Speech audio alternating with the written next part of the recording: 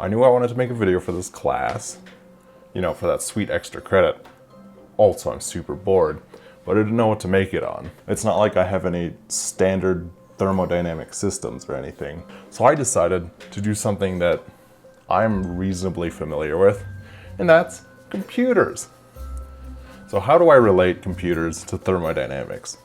Well, my first thought was thermo, heat, hot. It has to do something with something getting hot. Well, I used an old laptop and I want to see if I can boil some water with it. So this is an HP TC4200. So this laptop is 15 years old at this point. It was made in 2005. It's extremely slow, as you can see as it's trying to boot up.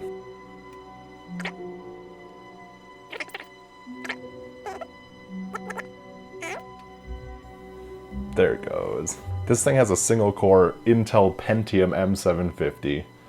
Now if we scroll down, so you can see right here it says TDP, and here we get a wattage. Now this is the power that the processor requires to run and do its thing. It also has to dissipate that same amount of power, which is our QH term. With that, we can probably boil some water. Let's go ahead and bust this bad boy open. First, there's a bunch of screws you have to remove at the bottom, but in the cooking show fashion of this, I already did that. As you can see, there's some duct tape holding this bad boy on. It's 15 years old, so, you know, it's not unheard of. Pop the hard drive out. Now we'll go ahead and flip it over. And this is a really slick feature. You can rotate the dang screen. And this bit's already broken in half, so it's much easier to remove. Now we can go ahead and pop the keyboard out. Super easy. There's a couple ribbon cables down in here.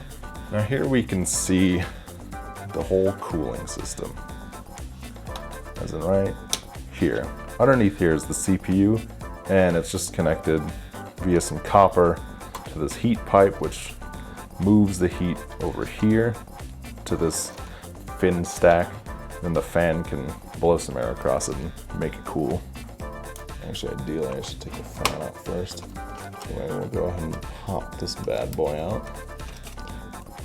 Alright, let's just pop this guy out. It should be said, no one should probably do this, just in general. I mean, not take the cooler off of a CPU, but try to boil water with it. That's where you run into problems. Alright, let's just go ahead and zhuzh this guy out. Now you'll see there's a little bit of stuff on there. That's called liquid metal. It's basically a thermal compound to interface between the copper cooler and the CPU. Very conductive and is very corrosive to aluminum, so I'm gonna need to clean that off first. And we probably won't be able to get it more clean than that because the liquid metal does react with semiconductors. Just a little bit, so it's just gonna look cloudy, but that's as clean as it's gonna get. So very quickly, I put together the most ghetto thermal solution I could think of. It's just a piece of an aluminum can, and I'm just gonna put some water in it, scoop some thermal paste on there, and then install it onto the CPU. And then we'll see if this breaks the computer or not. All right, just make sure that's reasonably flat. Let's go ahead and install.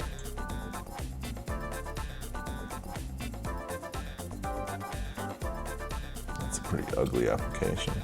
That was hideously messy. A little water in it.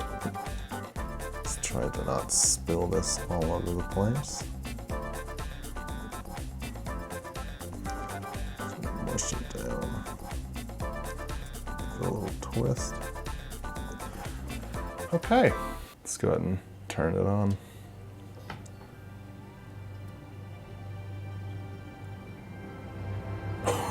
It's doing it.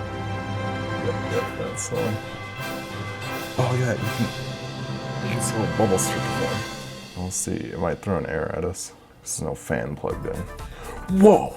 I can feel it's warm. Look at that. It's sitting at 68 degrees Celsius. That's insane. Maybe I'm not boiling water today. Yeah, you can see little bubbles forming. All right. Oh, I think that was, yeah, that was just the screen. Okay, cool. Oh, 90 degrees C. 99. Oh, it's about to turn off. Oh, it went back down. This is ridiculous, by the way. This is silly. This is ridiculous. Look at those temps. Let's go ahead and open up this guy again. Oh, I think I might have just killed it. It did indeed die. This is hot. It is pretty hot. Let's see if I can turn it back on. It hit its thermal cutout. Ooh, it might be dead. I might have killed it. Oh no. That's not so good. Well, what did we learn here? Water, impressively, has some good thermal mass. Ooh, that's hot water. There you go. There you have it. You can see that it did start to bubble though, which is very exciting. But ultimately, I think the problem was the thermal interface just wasn't good enough. You couldn't transfer the heat fast enough into the water to make it boil, and instead it just overheated and died. Thermodynamically, we learned that you can heat water with a heat source. I tried, and I failed to boil water. Let's go ahead and go into why I thought that would work.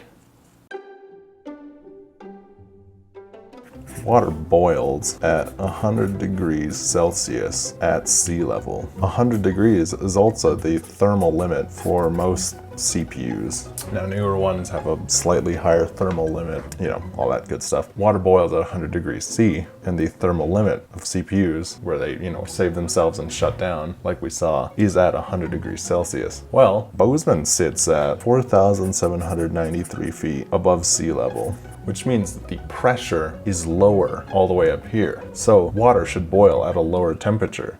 And actually, it does. So at 4,500 feet, water should actually boil at 95 degrees Celsius due to a lower pressure. So, you know, we all took this class, which is why I thought this would work. It's 5 degrees Celsius off of water boiling at sea level. And since the CPU theoretically should have been able to run at that high temperature, could have worked. But I didn't take into account any sort of insulative properties that the aluminum and the thermal paste might hold, even though they're designed to transmit heat quickly and away from the CPU, but a sudden spike in temperature it probably won't be able to handle. So maybe ideally, if there was some way to ramp up the temperature until it hit 95 degrees Celsius and sort of saturated that thermal compound and aluminum, maybe then we could have seen some boiling water. But due to those factors that weren't really, you know, taken into consideration, I probably killed my laptop.